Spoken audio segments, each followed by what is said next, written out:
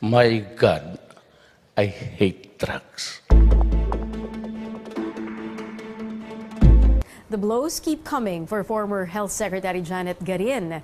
Amid the Dengvaksha fiasco, she now faces another controversy, this time over the PhilHealth funds. Arcian Arcangel tells us more. Former Health Secretary Janet Garin is in hot water once again after she and former PhilHealth Chairman Alex Padilla have been accused of diverting to the Health Department 10.6 billion pesos meant to fund premiums of senior citizens.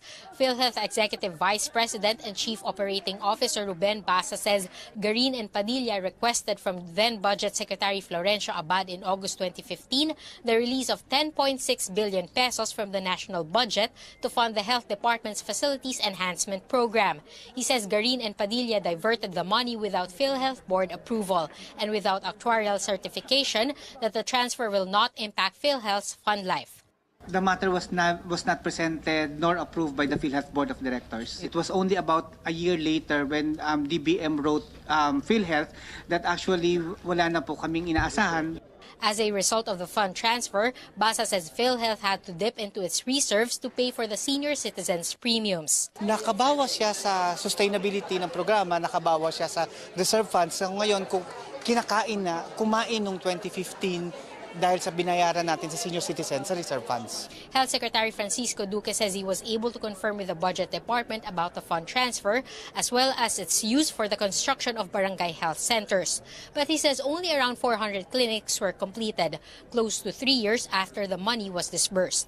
If you look at the total amount released as representing the mobilization fund of about 1.2 billion, you divide that by about 1.4 million per unit, you would expect already a delivered completed unit of about 817 units. We see in the PhilHealth, in the DOH side, a lot of malgovernance, a lot of, just cavalierly. The process. Senator J.V. Ejercito says the supposed fund diversion partly explains PhilHealth's financial problems.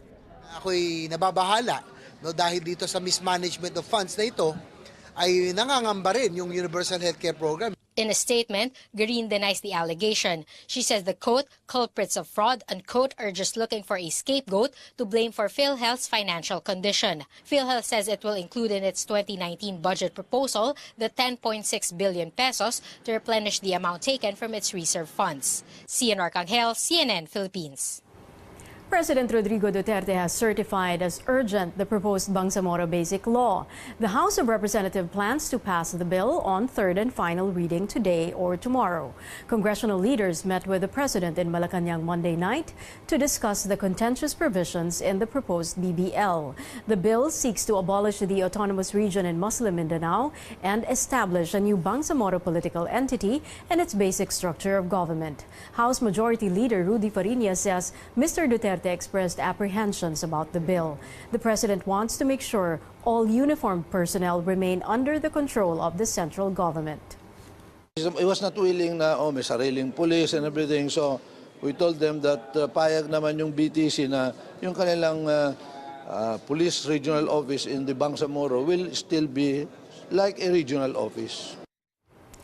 It was also agreed that local elections in the autonomous region on Bangsamoro would be handled by the Commission on Elections, but no consensus was reached on the controversial opt-in provision, which states that the Bangsamoro territory would be composed of all contiguous areas where at least 10% of registered voters petitioned to be included prior to the plebiscite on the proposed law.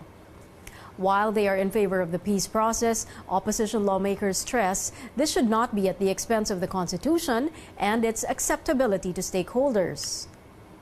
Netizens are sharing their thoughts on the proposed Bangsamoro Basic Law. With a hashtag BBLNow, this Twitter user asks, quote, maghihintay na lang ba tayo ng isa pang Marawi para lang magising ang gobyerno o ang Luzon sa mga nangyayari sa Mindanao? While Facebook user Lauren Celestino says billions of pesos will be given to the new Bangsamoro region under the BBL and that there would be limited audit or oversight, he then asks whether the public is ready for more taxes. And this netizen says, quote, Nakakain ba ng mga mahirap ang BBL? Unahin niyo munang solusyonan ang walang tigil na pagtaas ng bilihin bago ang pamumulitika. Unquote. Tell us what you think about the story. Visit our website at cnnphilippines.com or follow us on social media at CNN Philippines. We'd love to hear from you. Transport regulators are holding off their decision on the fare hike petition of ride-sharing service Grab. This amid questions on how government carries out its regulatory oversight over transport network companies. Our senior correspondent David Santos tells us more. At the start of the hearing, Grab defends its seemingly complex fare scheme, from imposing the 2 peso per minute travel charge, which was suspended last month, to the 80 peso minimum fare on standard 4-seater rides. Regulators question Grab on charging fares without their approval. So nakikita ko po, respectfully, that they are now usurping the power of the board. They are now usurping the power of Congress. Based on Grab's computation, a regular ride has a base fare of 40 pesos, plus a distance rate of 10 to 14 pesos per kilometer, the now suspended travel charge, and when applicable, the surge charge. Department Order 2015-011 authorizes TNCs, such as Grab, to set fares on their own, subject only to the oversight function of the LTFRB. Regulators also question Grab's standard and premium rides that are automatically rounded off to 80 and 125 pesos for short trips, which are different from the regular fare computation. Grab officials say basically that's how their formula works for trips that are 3 kilometers and below, just part of a complicated algorithm they are not ready to explain publicly. I nor anyone in our country level have access to the algorithm.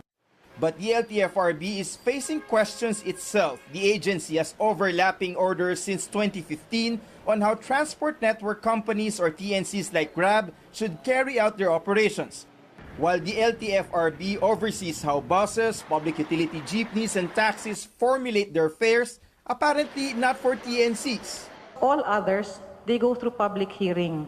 Pero sa kanila ho, sa TNC, there is no clear-cut guidance. All we can do now is to troubleshoot all of this. But pending LTFRB's proposed legislation to set guidelines for TNC operations, it will carry on its mandate to regulate TNC fares. That you now have submitted to the power of the LTFRB to regulate fare, and for that reason, the TNC can no longer unilaterally adjust or even impose their fare. LTFRB wants Grab to amend its fare hike petition in the spirit of, quote, transparency and accuracy. Another public hearing is scheduled for June 26th. David Santos, CNN Philippines. Here now are some of the top stories from around the world. The search for Malaysian Airlines flight MH370 officially ends today, and Malaysian authorities say there will be no more extensions. It has been more than 4 years since a jetliner disappeared while on a flight from Kuala Lumpur to Beijing. The Australian, Malaysian, and Chinese governments funding the $150 million operation officially ended the search in January 2017. Earlier this year, a private U.S. company took up the search on a no-find, no-fee basis, but after 5 months, it also failed to produce results and is ending its operation. No grande frappuccinos today for Starbucks customers in the U.S. Starbucks stores across the country will close Tuesday afternoon for company-wide diversity training. The coffee giant will train over 175,000 employees to better identify and prevent prejudices and bias. This comes after 2 black men were arrested in a Philadelphia store for using the toilet back in April. Starbucks also says the techniques their employees learn will be used in training new hires in the future. And Europe is proposing a ban on single-use plastic items in a bid to clean up the oceans. The European Commission wants to ban 10 items that make up 70% of all litter in EU waters and on beaches. These include items like cutlery, straws, cotton buds, plastic plates, and even drink stirrers. The draft rules were unveiled Monday, but they need the approval of all EU member states and the European Parliament. The legislation also wants to make plastic producers bear the cost of waste management and cleanup efforts. It proposes that EU states must collect 90% of single-use plastic bottles by 2025 through new recycling programs. It could take 3 or 4 years for the rules to come into force.